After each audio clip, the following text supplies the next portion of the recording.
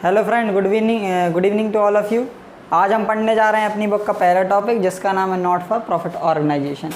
ये अपनी बुक का पहला टॉपिक और इसकी मार्क्स की कवरेज करीब 10 से 12 नंबर की रहती है। 2 क्वेश्चन करीब एमपी बोर्ड के एग्ज़ाम में से पूछे जाते हैं, ठीक है, जिसके अंदर मेनली क्वेश्चन कवर होता है इनकम एंड एक्सपेंडिचर का, ठीक है। इसको धीरे धीरे करके अपन समझते हैं क्या है NPOs, कैसे काम करती हैं, क्या फंक्शन होता है इनका, सारी चीज़ें अपन एक के बाद समझेंगे।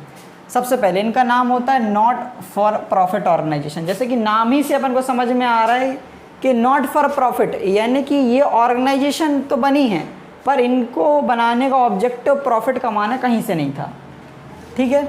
फिर इसका मीनिंग में भी साफ साफ क्लियर कर दिया गया कि ऐसी organisation which render services to society, यानी the organisation which render services, ऐसी ऑर्गेनाइजेशन जो अपनी सर्विसेज प्रोवाइड करती हैं सोसाइटी को, समाज को। यानी कुछ लोगों का दायरा होता है एक सोसाइटी का कि अपने इतना कवरेज रख लिया है, उसमें क्या करेगी, एक ऑर्गेनाइजेशन इस्टेब्लिश करी जाएगी। वो किसी भी पर्पस के लिए हो सकती है, for purpose of medicine, for purpose of daily product, कुछ भी पर्पस हो सकता है। वो अपनी सर्विसेज देगी सोसाइटी को और उन सोसाइटियों से कोई भी किसी भी तरीके का प्रॉफिट अर्न नहीं करेगी। थोड़ा बहुत चार्जेस ले सकती हैं पर वो प्रॉफिट के अंदर इंक्लूड नहीं होगा, वो एकदम नॉमिनल कॉस्ट रहेगी, उसमें कहीं से ही प्रॉफिट नहीं जुड़ा रहेगा। तो इस टाइप की ऑर्गेनाइजेशन को बोलते हैं नॉट फॉर प्रॉफिट ऑर्गेनाइजेशन। ये लॉ के अकॉर्डिंग एक स्पेशल एक्ट के तहत खोली जाती, हर किसी को अथॉरिटी नहीं होती इनको खोलने के लिए। इनको खोलने के लिए प्रॉपर प्रोसीजर होता, प्रॉपर वर्क होता, देन उसके बाद ये ओपन करी जाती। सिर्फ इसमें अपन को ध्यान ये रखना है कि ऐसी ऑर्गेनाइजेशन ये होती हैं जो प्रॉफिट को नहीं कमाना चाहती है, जिनका पर्पस एस्टेब्लिशमेंट का प्रॉफिट नहीं होता है, ठीक है। पर प्रॉफिट नहीं होता इससे कहीं ना कहीं ये संबंध नहीं कि अपनी इनकम या अपने एक्सपेंस को जनरेट नहीं करती। इनके एक्सपेंस भी होते हैं और इनकी बहुत सारी इनकम भी जनरेट होती है। इनकम मतलब जहाँ से पैसा आता है। देखो, मैंने अभी तुमसे बताया था कि ये सोसाइटी को सर्विसेज देती तो नॉमिनल सा कॉस्ट चार्ज करती है अपनी सर्विसेज का, that is not profit, that is his income. तो कहाँ से इनकी इनकम जनरेट होती है अपन एक के बाद एक देख लेते। तो इनके मेन सोर्स जो होता है, सबसे मेन सोर्स जो होता है इसका होता है सब्सक्रिप्शन, यानी चंदा। सब्सक्रिप्शन यानी ऐसा अमाउंट जो कि लोग आते हैं और NPO को देते हैं एज अ फीस समझ लीजिए, या एज अ उनको अच्छा लगा रहा है, एक तरीके का, हिंदी में इसको चंदा बोला जाता है, एक तरीके का कॉस्ट होता है जो कि लोग आते हैं और इसको देते हैं, दैट इज़ कॉल्ड सब्सक्रिप्शन। और ये एक NPO की सबसे मेन इनकम का सोर्स होता है। सेकेंड नंबर पे आता है तुम्हारा डोनेशन। डोनेशन यानी हम एक ट्रस्ट में गए, सपोज़ करिए मैं एक ट्रस्ट में जाता हूँ, मेरे को वहाँ पे वर्किंग प्रोसीजर अच्छा लगा, या कोई गार्डन एक्सेप्टर मेरे को अच्छा लगा कि हाँ वहाँ पे गया, बहुत अच्छे फूल वगैरह लगे हुए हैं, मेरे को अच्छा लगा। तो मैंने उनके मेंबर से जाके बात करी कि क्या मैं इसके कुछ लिए कुछ डोनेशन दे सकता हूँ, इसके लिए कुछ। तो उन्होंने बोला ठीक है, जो आपकी इच्छा। मैंने सपोज़ करिए 20,000 दे दिया, तो जो 20,000 मैंने उनको दिया दैट इज़ कॉल्ड डोनेशन, मैंने अपने नॉमिनली उनको दे दिया। सब्सक्रिप्शन और डोनेशन और एक माइनर सा अंतर होता है। सब्सक्रिप्शन एक पर्टिकुलर ओकेजन के लिए दिया जाता है, एक पर्टिकुलर जब इवेंट होता है तो अपन जो देते हैं उसको सब्सक्रिप्शन बोलते हैं। जबकि डोनेशन ऐसे ही अपन जब भी कुछ भी डोनेट करेंगे दैट इज़ कॉल्ड डोनेशन, ऐसे ही बिना किसी पर्पस के अमाउंट में दिया जाता है। थर्ड नंबर पे आता है एंट्रेंस फीस। एंट्रेंस फीस को समझने का सबसे बढ़िया तरीका है, आप एक गार्डन में एंटर होते हैं, बीच में एक गार्ड खड़ा रहता है, वो आपसे क्या बोलता है, टिकट दिखाइए। तो आप इसको थोड़ा सा कुछ चार्जेस देते हैं, 10 रुपये, 20 रुपये, 50 रुपये, एटसेट्रा, कुछ भी हो सकता है। आपने उसको चार्जेस दिए और उसने आपको एंट्री करनी दी, ठीक है। इसका मतलब ये नहीं है कि वो जो गार्डन है वो आपसे प्रॉफिट कमा रहा है, वो जस्ट एक आपसे छोटा सा नॉमिनल से एक चार्ज वो ले रहा है जिससे कि वो अपना मेंटेनेंस करेगा, वो प्रॉफिट नहीं कमा रहा है, वो सिर्फ आपको सर्विसेज प्रोवाइड कर रहा है। तो उसको बोलते हैं that fees is called entrance, यानी कि जो गार्ड ने आपसे जो फीस ली वहाँ एंटर होने के लिए कि भैया आप एक थोड़ा सा चार्ज दीजिए क्योंकि आप थोड़ा सा हमारी सर्विसेज को यूज़ कर रहे हैं, that is called entrance fees. Fourth number point पे आते हैं मेंबरशिप फीस। मेंबरशिप फीस बोले तो आप वहाँ के क्या कहलाएगा, मेंबर हो गए। जैसे कि सपोज करिए आप जैसे कि जिम कभी ज्वाइन करते हैं, कोई भी ऑर्गेनाइजेशन को अपन ज्वाइन करते हैं तो वहाँ पे एक फ़ीस ली जाती है, दैट इज़ मेंबरशिप फीस। मतलब आप उस particular for the period of 1 year, for the period of 6 month, for the period of 2 month आप उस ऑर्गेनाइजेशन के मेंबर कहलाते हैं, that is called membership fees. It may be of 2 month, it may be of 3 month, it may be of 1 year, कितनी भी हो सकती।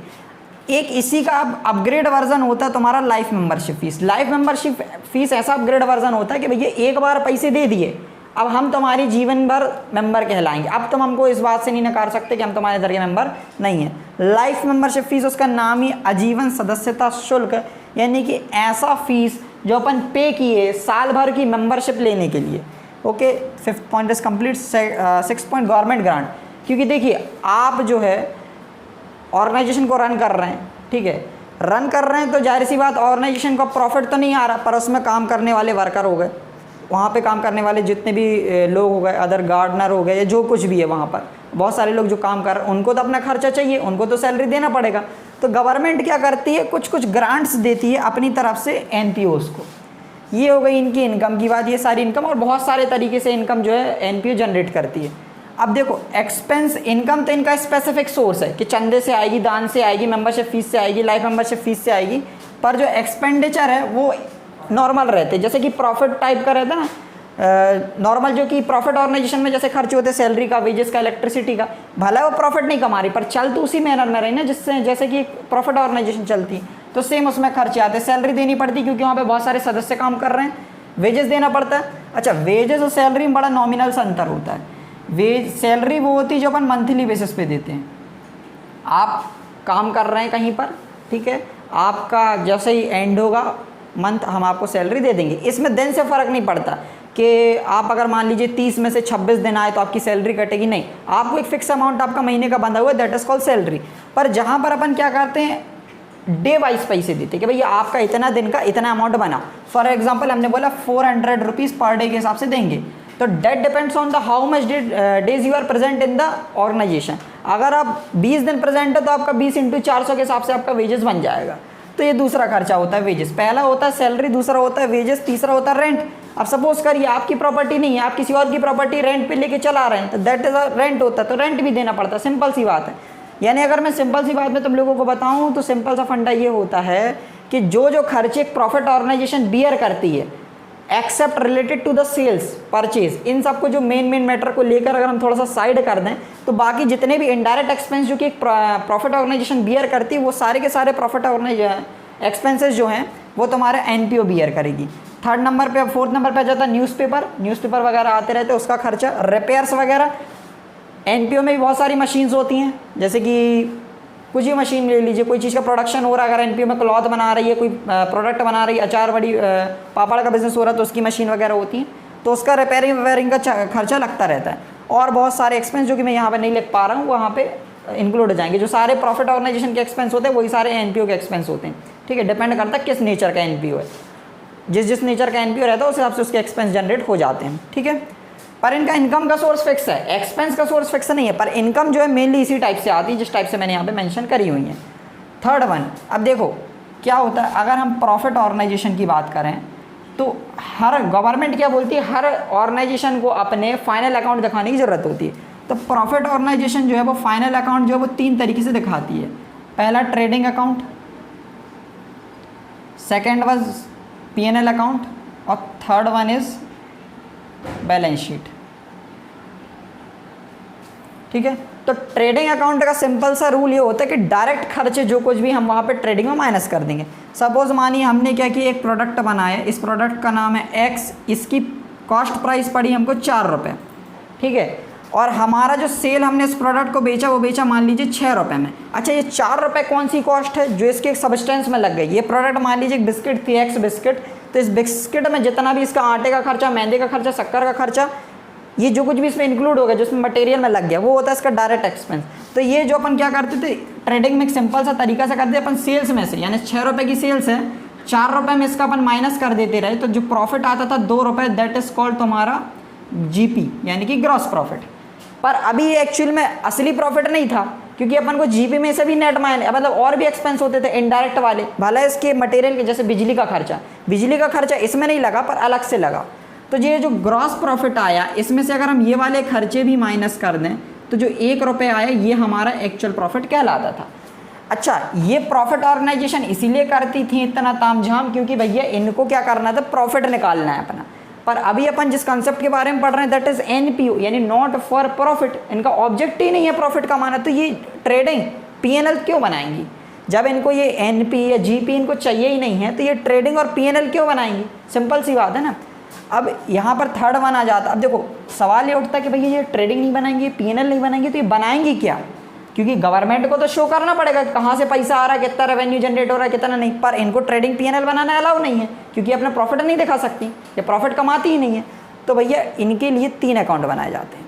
First one is reception payment account, second one is income and expenditure account, and third one is common as profit और नहीं। मतलब ये जैसा balance sheet इसमें बनता है वैसे इसमें बनता था, ठीक है। तो बैलेंस शीट तो कॉमन रहता है, पर क्योंकि ये ट्रेडिंग प्रॉफिट लॉस नहीं बना सकती, क्यों नहीं बना सकती? क्योंकि इनको प्रॉफिट नहीं दिखाना, ये प्रॉफिट कमाने के लिए नहीं बनी हुई है। तो ये बनाती है हमारे पास कितना पैसा आया, यानी रिसेप्शन पेमेंट अकाउंट में ये दिखाती है कि कितना पैसा आया और कितना गया।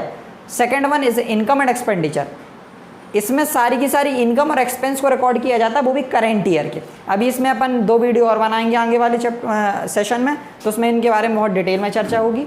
तो ये हो गया तुम्हारा reception payment account, that is income and expenditure account, और दैट इज बैलेंस शीट। तो ये था इसका पूरा इंट्रोडक्शन कि भैया एनपी होती क्या है, इनके सोर्स ऑफ इनकम क्या है, कैसे काम करती हैं, और कहाँ कहाँ से इनका इनकम जनरेट होता है, कहाँ कहाँ से इनका एक्सपेंडिचर जनरेट होता है, और ये कौन से अकाउंट बनाती हैं। आज की वीडियो में सिर्फ खाली इंट्रोडक्शन बताया गया है, ठीक है। अब नेक्स्ट वीडियो में जब भी अपन मिलेंगे तो अपन इस 3 अकाउंट के बारे में डिटेल में चर्चा करेंगे। धन्यवाद।